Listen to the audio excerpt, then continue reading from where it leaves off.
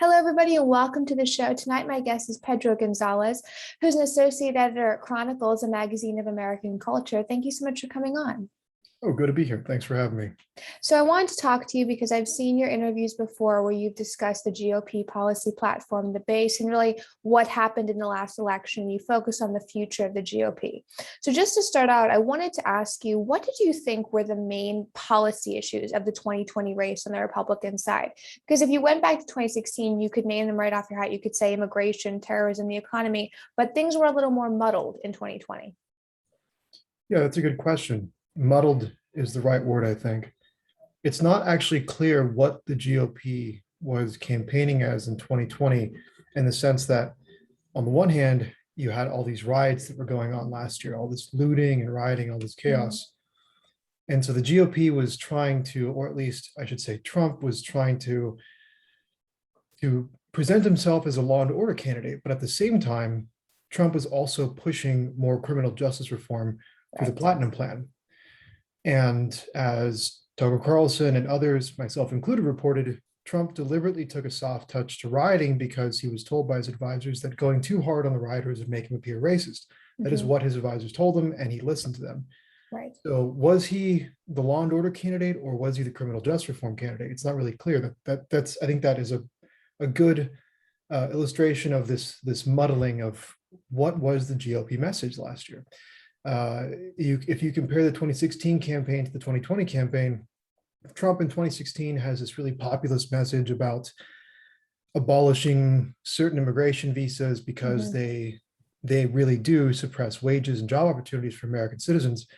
And then in 2020, immigration is kind of muted. He's not really talking about it anymore. And instead, you're getting, if you vote for me, you'll get a capital gains cut in the second term. And we'll also do more prison reform, the Second Step Act.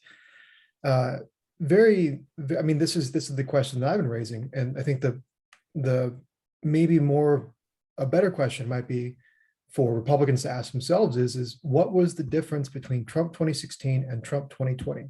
Right. And was Trump 2020 actually much closer than we would like to admit to Republican orthodoxy, the very orthodoxy that he challenged in 2016? And I think that that's an important point. And we've had other people on the show who've discussed the difference in the teams that he had in 2016. 2016 is a very European strategist heavy team. He had people who are outliers in conservative alternative media. This time it was much more of a beltway team, and you had the people who had marketed themselves as professional political outsiders, but yet were at CPAC directing him. And I wanted to know, why do you think we had this change in strategy and messaging, where we moved from terrorism, moved from finances into criminal justice reform? Because there was no great earning of that vote. The midterms proved we didn't win the Black vote more and more, despite the more messaging he put on it. There was no payoff, but he kept moving forward with it. Yeah, I think a problem was, I mean, there's so many, this is a real bag of snakes, because I think that the two main narratives you'll hear is that, one, Trump didn't know who to trust, so he trusted the people who were immediately around him, and they were all bad and led him astray. And the other one is that Trump actually doesn't have great judgment when it comes to personnel, which I think is a little bit harder for people to accept, but I think it's true, because when you look at these stories that were coming out late in the 2020 campaign, Trump is saying to his advisors, and I know this is true, he was telling people, I'm sick of Jared's woke BS. And like, he would say this, basically repeatedly complain about how he did not think going soft on crime and kind of muting himself on immigration would actually pay off the way that his advisors were telling him to pay off. He would complain about it privately, but then publicly continue doing those things. Not just continue doing them, but also praise the people that were pushing them from within the administration, and basically guaranteeing that those people would have jobs in the second term. So I think that on the one hand, you had people that were good, like, independent of how people might think about these people in terms of their character, it's inarguable that they were closer to the populist America First message than the people that you noted were basically insiders, establishmentarians wearing populist cloth. Steve Bannon, Michael Anton, Darren Beattie, guys like that either resigned, got fired, or were pushed out of the administration. And it wasn't that hard to get rid of them, actually. I think this is the really interesting part, is it was actually very easy to get rid of these people. Beatty was basically forced out because of a WAPO hit post. That's all it took to get rid of him. Michael Anton had to leave basically because of him and John Bolton did not get along. Like, they hate each other, and understandably so. John Bolton should never have been in the White House. He was a hardcore neoconservative, and you're seeing the consequences of that now. Former Trump administration official John Bolton on CNN talking about why Trump is a clown and stuff. Like, what did you think was going to happen, right? So basically, those people got in as a result of whether it's Trump's bad judgment or his immediate his close advisors' bad judgment. They got in, and then I think they just kind of helped push people out. And then, I mean, even closer to Trump, people like Brooke Rollins and Jared Kushner, they very much influenced who had access to the president, who kept their jobs, and who was able to basically be in the Oval. John McEntee came in late, and he was doing a good job, but it's kind of like bailing water out of a sinking ship with a bucket at that point. And is a lot of this come down to Trump's paranoia? Because obviously he was besieged by the media. There was a lot of distrust in the GOP. Was it his own paranoia that led him to believe that people who maybe were sycophants on television would be truly loyal people to him in the Oval? Or was it that people who were sycophants were so good at maneuvering anyone who maybe was an ideologue, but an ideologue that could benefit Trump, out of the West Wing? It's tough because you hear there's always two sides to Trump. There's two wolves inside of Trump at any given time. One is that Trump was that he appreciated strength, and so he liked people to tell him things straight. And the other one was that he liked sycophants. Right. I think both of those things are somehow true, because it's true that Trump liked when people told him straight up, your instincts are correct. The woke stuff that Jared is pushing is not paying off. And then Trump would agree, but then not actually follow through on his instinct.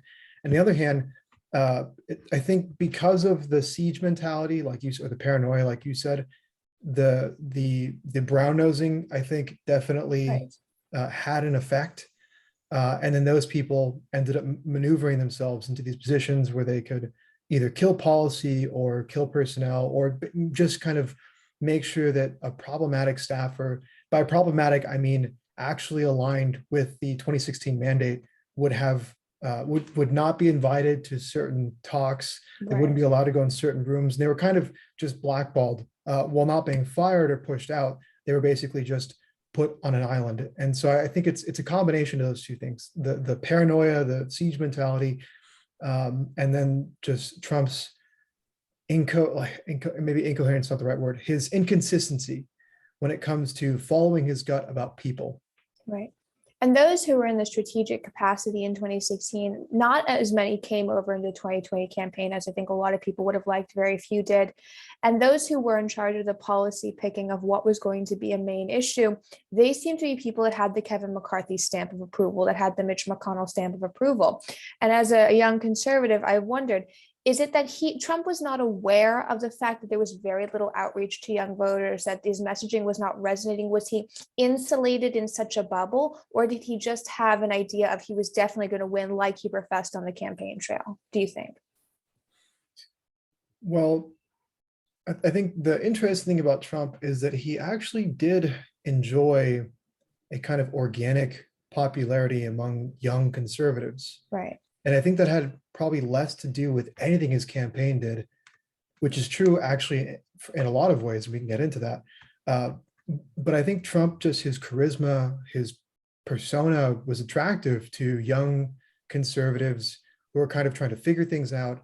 And they feel that the National Review archetype doesn't suit them. And this kind of losing with principles conservative doesn't really correspond with what they want. And it's frankly, I mean, this is true. That type of conservative, that breed of conservative, is defeated and basically relegated to complaining about what the Democrats are doing any given day of the week, precisely because of their character. And so I think that Trump had this kind of organic popularity with young people, but in terms of policy, his policy towards the end, like you pointed out, was very much how should we say this, targeted towards boomers, like towards Yeah. the older, the Yeah. older GOP constituent, like capital gains tax cuts. I mean, come on. Yeah. Like this stuff was totally targeted towards the boomer GOP base. And you're right, it's because Trump was listening to people that were being informed by guys like Frank Luntz. Yeah. Frank Luntz tells them something, and then they talk to Trump and tell him that this is what your base actually wants. But again, interestingly enough, Trump's charisma, I think, was so strong. And this is his, at once, his best quality and it's probably his worst, because it really just depends on what that persona is being used for. But I think just his charisma was able to attract young people. I think also Latinos more than anything else. I think that actually helped Trump improve his turnout with Latino voters. Not anything in terms of like the woke policy. Like at the end, you had I think it was called the American Dream Plan. It was this last minute like handout to Latinos. I don't think that was it. I think it was Trump's persona and also the BLM riots in 2020. And with that, the issues that matter to people in communities, finances, being safe in your communities, from domestic issues and terrorism. I had on somebody else recently on the show who said to me, we're just sort of in a cycle of what matters to voters, that sometimes the issues Republicans campaign on just don't matter. Do you think that the issues of terrorism now, of course, we see what's happening with Afghanistan, with the economy and healthcare, do they get boring to voters, or did the Trump campaign not tap into them enough? Or do we have to go to new issues like cryptocurrency or dealing with new social media regulations to have energy when it comes to our own campaign issues again? I think what's interesting about the Afghanistan issue is that there was a few polls floating around Twitter that I've seen, for what that's worth, that showed that Afghanistan's actually very low on the public's list of priorities. So it's like voters will say, I think Biden is doing a terrible job. Also, do you think that Afghanistan for 2022 or 2024 is important? Most of them will say it's very low on the list of the order of needs and desires. And so I think the main issues are still I think you can broadly state as economy, security, and I'll just call it sanity. And by economy, I mean, this is an umbrella term that incorporates everything from, again, going back to the 2016 populist message of fixing the immigration system so it works for us instead of corporations, for whom cheap labor is basically a subsidy that we pay for. Making changes to our economic system. I mean, this is a very big picture take, but I think it's true, and it's the direction that a lot of people, at least in my camp, are going towards. But making an economy where two parents do not have to slave away full-time jobs while trying to raise kids. In other words, it's possible for one parent to work full-time, and if the other parent wants, they can work part-time, and it's still possible to actually raise a family, by which I mean doing more than just keeping your kids alive, but inculcating values in them, and a kind of grounding that I think a lot of families don't have anymore, simply because they don't have time, right?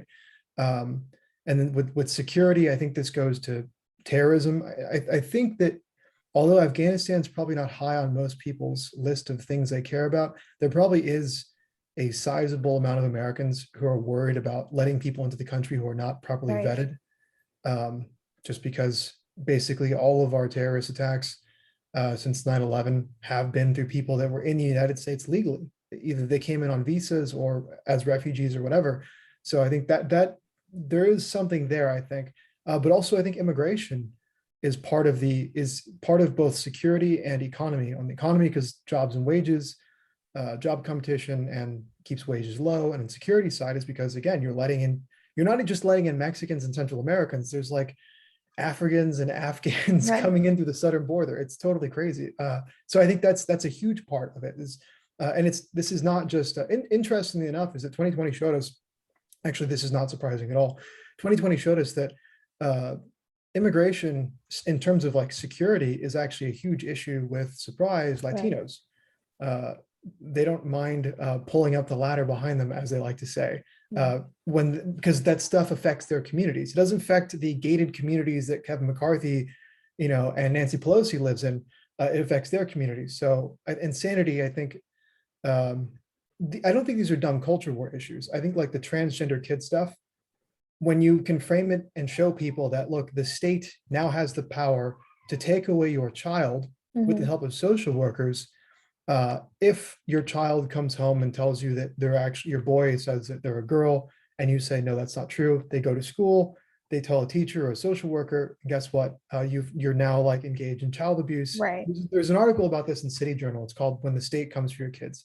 And it's about how the transgender ideology is literally separating children from their parents.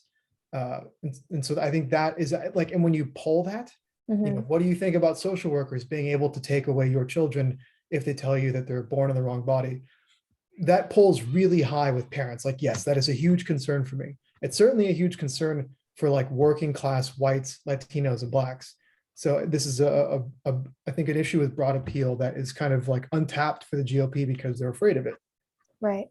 And with these issues, a lot of them have been directed at growing the GOP base. We saw that in the 2020 campaign. It was a base focused election. You heard, let's get the base out, let's drum that up. And now that we're post 2020 election, Biden's president, there seems to still be a focus on the same, what I consider stagnant messaging or stagnant branding of America, America first, things that are not truly America first because they're done through people who are inside the Washington Beltway.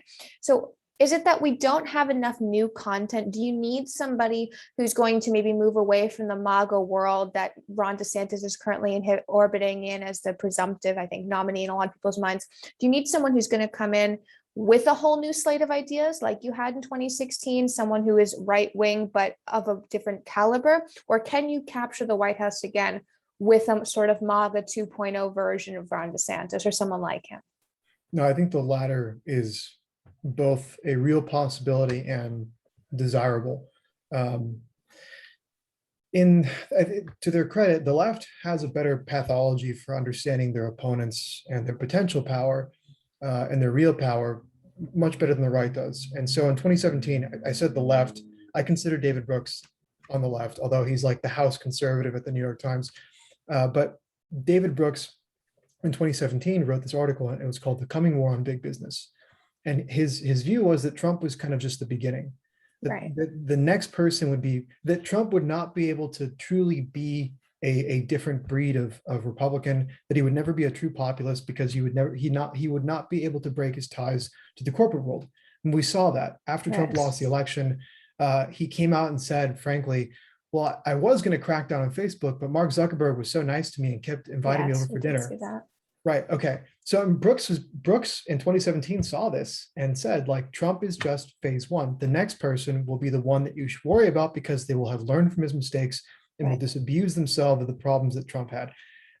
There's an article in The Atlantic and I think the Washington Post that basically made the same argument. It was leftists telling their fellow leftists, count your blessings because Trump was actually not that effective. And the next person, like there's someone out there who has watched and learned from Trump and will be far more competent, far more effective, and far more articulate, and thus be able to expand the base that Trump only just tapped into in 2016. So I think that the latter thing is the direction that I want to go in. So when you look back at 2016, those issues are still really viable. Right. I think there was a study done in 2015 leading up to the election by, I think, the New America Foundation, and they found that the largest constituency in the United States is what they call just populists. So these are people who, the way that they framed it was people who want to keep social spending either the same or increase it, and want to either decrease immigration levels or keep them the same.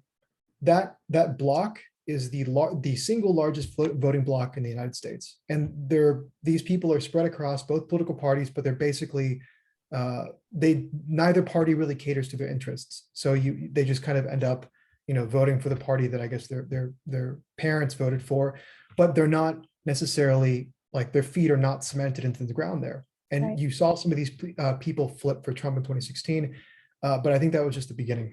Yeah. So the issues are still viable, is what I'm saying. And with those people who are sort of in the middle ground a little bit, there are a lot of issues that they care about. They care about issues that I think regular Republicans may think are a bit too edgy for them, real isolationism, dealing with crypto, a different level of freedom of information than we have right now. And those issues that Republicans are attached to, I think this is one of the reasons that the left-wing media lifts up people like Mitt Romney and Ben Sass, because they know that the things they champion are not actually attractive to anybody.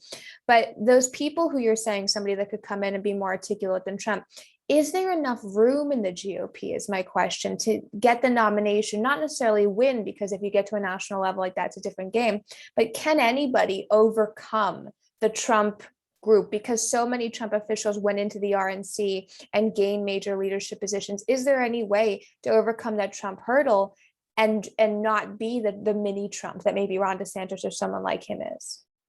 I'm not sure how this is going to play out. I think we can't plan for a lot of this. No, I don't. Well, some people did see Trump coming, but generally the consensus is that there's no way this guy is going to win the ticket and then actually win the presidency, and he did. So I think the best thing that we can do, because again, a lot of this is kind of a matter of like the historical process, and the best thing that we can do right now is lay the ideological and physical infrastructure that Trump did not have. So, and part of that is separating the difference between Trump 2016 and Trump 2020, right? So that when there is someone else who has the opportunity and the talent and the charisma and the ability to articulate these issues in a way that's more effective and broadly appealing, there are people like us who can kind of help them somehow from the ground level navigate these issues. But I think a lot of this stuff you can't really plan for. The best you can do is, why I should say, you can't foresee how it's going to play out, but you can try to plan for it and make these contingencies. In terms of like, is the shadow of Trump going to make this more difficult for the next guy? Unfortunately, I think so, Right. because I wouldn't be so concerned about this if Trump was able to, if I knew that he would endorse someone, if someone emerges and is clearly like the next guy in line, would Trump endorse that person? Would he be able to set aside his ego for that? I'm not sure. Yeah. Because it's not even clear that he's going to run in 2024, Trump, Right. because a lot of people that I know have just said, it's basically just hype. And then at the last moment, he's going to announce, like, I'm not going to do it. Yeah. Which, I mean, that tells you that he basically, if that's true, it tells you that he can't admit to himself that he's not actually going to run in 2024, which is, I mean, still up in the air. But so I think, unfortunately, in a sad way, Trump has kind of become an obstacle to the movement that he started in 2016. Yeah, there's a bit of holding it hostage going forward. And with Trump sort of holding the conservative movement hostage a little bit, we have a lot of issues with candidate recruitment in the GOP. There's a lot of people who get, especially in Congress, into office and then vote for massive packages for things that Republican voters don't want. It's very difficult to get somebody who is truly not a neocon at all elected. And with candidate recruitment, many of the people still in charge of that, still in charge of hyping people, are some of the failed strategists and failed pundits of the 2020 election for Trump. So with this issue with candidate recruitment, is it that conservative alternative media has to go out and try to find people? Do we need to go to school boards or to PTA boards? Or can anything in the GOP recruitment circle improve through someone like Trump getting to him, trying to explain to him what's happened? Well, I'm not sure that you could improve the in-house GOP recruitment apparatus. I think that it would have to be grassroots efforts. Like there are organizations on the outside that are trying to do what you just described. And so I think that they're going to be the future.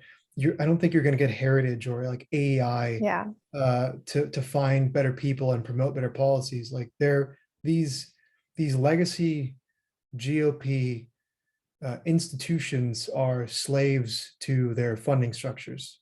So it's not just a matter of like, well, there are good people at these organizations that vet candidates and give them policies. I'm sure there are, but at the end of the day, their organization is captured by donors, and that's not going to change. So I think it's up to us. It's up to people like the little guys to connect and actually form a kind of parallel institutions and parallel networks that can do this, or at the very least, call people out. this was, I think, a problem during the Trump administration, is that Yeah. I think we were so focused on fighting the Democrats and the deep Yes. state and all that stuff that we never stopped to look that sometimes the enemy is standing beside you and Mhm. directly behind you. Uh, and then also I think there's issues of interest. Like a lot of conservative media did not criticize Jared Kushner. Yeah. Jared Kushner also happens to have a lot of friends in conservative media. So Yes. that's just a kind of unfortunate reality of it. But in terms of Republicans that are running who give me some hope that it's possible to run outsiders and at least get people rethinking things, I like Joe Kent, Mhm. like Masters, and JD Vance. I don't make like I haven't endorsed anyone ever. I think it's kind of I just try to keep distance between myself and politicians. But these three at least seem to me as cerebral and they're genuine. And I think they're trying to actually come up with different ways of looking at issues and analyzing them and trying to solve them. So I think maybe looking at how they broke into the scene and like talking to them about, you know, who's helping you, Right. I think that would be a good place to start. And it's always good to see how they should have launched in politics. I think you're right. There's a lot of saying don't punch right, but sometimes you have to punch for the right in order for the right to exist in the next election cycle. Just sort of in closing, I wanted to get your thoughts on this one question. I've asked several guests about the sort of slow liberalization of the GOP a little bit. We had this big tent idea, and I think it really started in 2017 after Trump was inaugurated, of bring in anybody as long as they vote for Trump. You don't have to have any ideology of that. Do you think that that served us well in 2020 and can serve us well going forward? And by the liberalization, I mean maybe on social issues and things with the economy? No, and I think people will respond to me that I'm like an ultra, which is what Reagan called people to his right. Um, but at the end of the day, it's like if you're not going to take a stand on these fundamental issues, you're not conserving anything. You shouldn't even pretend that you're fighting a kind of culture war. You know, if you're going to compromise on things like whether or not men can be women and whether or not children can castrate themselves, I don't know, like, what are you fighting for? The GDP? It doesn't make any sense to me. But I think that the issue of the big tent for me is, and I'll back up. I think there are probably some areas where we don't have to be like jihadists, so to speak. But there are some things for me that it's just flat out no. Like the Bruce Jenner thing in California was just totally absurd. Jenner was for amnesty, like a Yeah, that's massive true. amnesty. Yes, And it's funny because Sean Hannity, during this I interview he did know. with Sean Hannity, he was like, I'm for illegal immigration. And Hannity was like, you mean legal, right? And then Jenner was like, oh, yeah, that's what I meant. And that literally the next interview, he's like, I'm for amnesty. So he was actually telling the truth when he said, yeah, okay. And then he also came out and said, I'm actually for if a child transitions at an early enough age, they can participate in the sex or the sport of the opposite sex when they get older. In other words, Jenner came out as for trans kids. And Jenner was also basically created by ex-Trump administration and campaign people, Brad Parscale Yeah. specifically. And like, if you look at who was actually backing the Jenner candidacy, it's all former Trump people. And like the GOP was closing ranks around Jenner. Like that, I'm sorry, but that for me, that is just a total like unacceptable. Maybe being a parent has radicalized me, but yeah, for me, there are some things that it's just we just can't accept. But the big tent sounds good in theory, but the problem is the people that demand that you enlarge the tent in order to allow them in are usually the ones that once they get in, they will push you out and Yes. they will say, you know, that your views against this horrendous social pathology are not consistent with the conservative principles of individualism, which is just another way of saying libertinism. Yeah. And they'll be the first ones to call you racist, bigoted, and kick you out. Perfect example of this, because I know we're running out of time here. The America First Policy Institute, the official think tank of Donald Trump, they recently recruited an ambassador named Daniel DiMartino. If you look at Daniel DiMartino, he hasn't even bothered deleting his old tweets. If you look at his Twitter, he has called everyone from Tucker Carlson to like the Columbia Bugle, which is one of the main pro-Trump accounts on Twitter, racist. Stephen Miller, he called him racist. Like, and he's kind of implied that Trump himself is racist because of his criticisms of Mitch McConnell's wife. this guy is an ambassador for Trump's official think tank. And his number one thing is basically framing people as racist and therefore not welcome in the conservative big tent that has accepted him in. So the big tent sounds good in theory. In practice, it's actually a very, very bad, ineffective idea. And I think with the big tent, people need to realize those people who come in are not the people that are there on the day-to-day level. They're not the people at the March for Our Life. They're not the people Yes, who that's right. hold it together when it's unpopular to do so. And that, oh wait, bringing in more people, you better make sure your core base is ready to support that. Thank you so much. I'm sorry, go ahead. I'll add that big tent, and like, I'm open to basically working with people like Glenn Greenwald. He's a leftist who is against the surveillance state. He's totally against like the bankrupt GOP economic orthodoxy that, you know, that gives handouts to like the biggest, most corrupt financial institutions in the country. And then obviously, like I said, he's against things like the CIA, like the overreaches of the CIA and the NSA. Those are people that I had actually welcomed the Big Tent. So yeah. And there's a difference between that and having an intersection of people who want to evaluate and have the same goals in freedom of information and our freedoms with technology. And I think that's a differentiating factor people have to understand going forward. Yeah. Thank you so much for coming on. Where can people follow you on social media to keep up with your work and commentary? So you can go to my newsletter at contra.substack.com, and I'm on Twitter at Emeriticus, EMERITICUS. Perfect. And we'll link all that below. Thank you so much for coming on. Thank you.